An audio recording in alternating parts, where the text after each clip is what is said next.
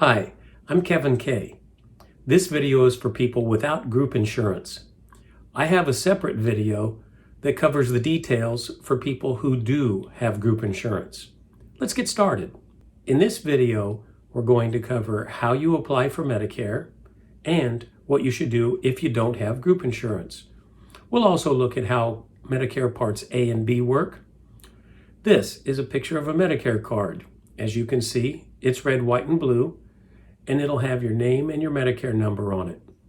Now, if you're already receiving your monthly Social Security check, this card should be sent to you about 90 days before the month you turn 65. Keep in mind, Medicare starts everyone on the first day of the month in which they turn 65. So, for example, if your birthday is May the 24th, then your Medicare benefits will start May 1st.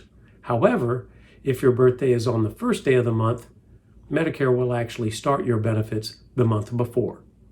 So, using May 1st as our example, your Medicare benefits would start on April 1st. If your card says Hospital Part A and Medical Part B, and you want both, then you should be all set except for getting your supplemental insurance in place. But if you're not receiving your Social Security monthly check just yet, and you're going to delay signing up for it, then you'll need to enroll in the parts of Medicare that you want. You can do that in one of three ways. Online at ssa.gov/benefits/Medicare, or you can call Social Security at 800-772-1213, or if you're feeling really adventurous, you can visit your Social Security office if you have a couple of extra hours to spare. Now, this is the Medicare and You book.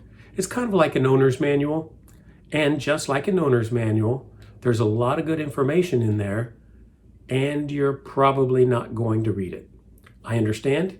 It's over 120 pages thick, and most people can't find what they want out of that book. So I'm going to do you a big favor. I'm going to answer the most common questions that I get regarding Medicare, and I'll use the Medicare and You book as a reference.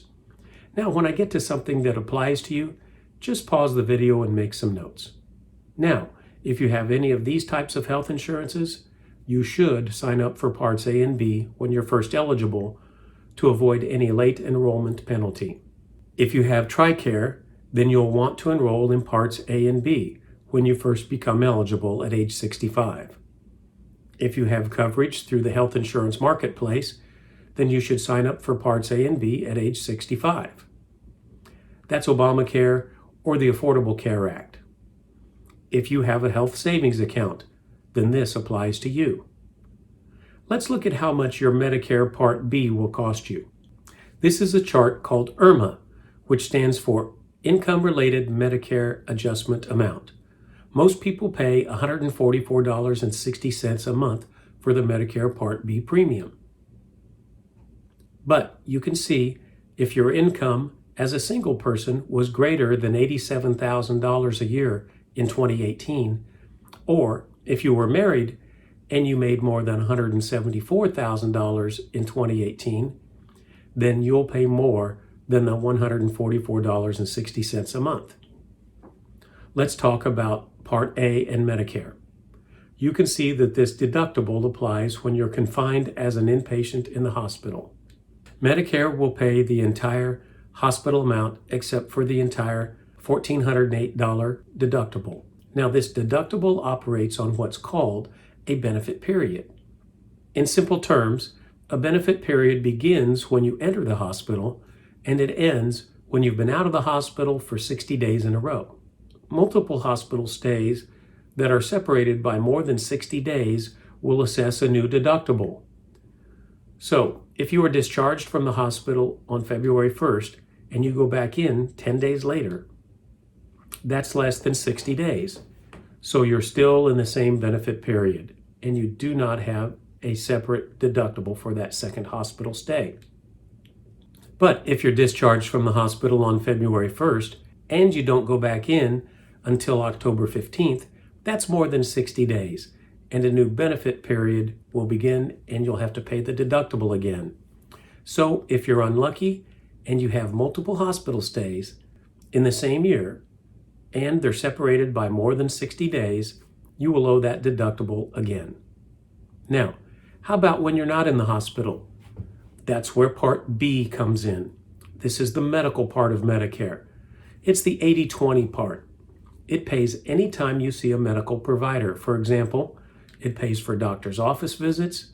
It also pays the doctor when they come to see you in the hospital. You know how the hospital charges separately from all of the doctors that come to see you in the hospital. There is a premium for Medicare Part B, which is $144.60 a month for most people. There is also a calendar year deductible of $198. Now, Medicare will pay 80% after that deductible. You would pay the other 20% of the approved amount plus any excess charges. Now, the most important thing to remember and understand about Part B is that there is no cap on your 20% share. It's really important for you to understand that. Most of us who have individual insurance or group insurance, oftentimes our 20% share is capped for the year, such as you'll pay no more than $2,000 or $5,000 out of pocket for your 20% share. And then the company pays 100% after that. But with Medicare, if you're dealing with a $40,000 or $50,000 medical bill, which could happen with major surgery, your 20% share can literally run into the thousands of dollars because it's not capped. This is why wise people get supplemental insurance that covers their 20% share of their medical bills. When you're on a fixed income, you don't want to be surprised with thousands of dollars of leftover medical expenses. Now, the final slide covers Part D, which is for your prescription drug coverage. I'm not going to spend much time on this because there will be a separate video covering it. But briefly, it's a partnership between the Medicare program and private insurance companies. There are about 20 to 30 different plans available in most states. The simplest way for you to choose the best plan for you based on your prescriptions is to go to the Drug Plan Finder on Medicare.gov.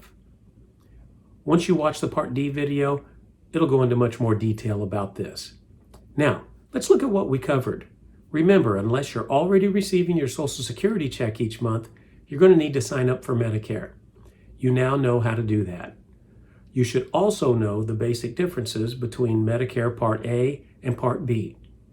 Our next video is going to cover the difference between original Medicare, which we just learned a little bit about, and an alternative to receiving your Medicare benefits called Medicare Advantage. If you have comments or questions, please leave them in the section below and let me know what you think about the videos. One last thing, please click subscribe so you'll have access to all the videos in this series. And feel free to share this video with someone you know who could use this information. Thanks.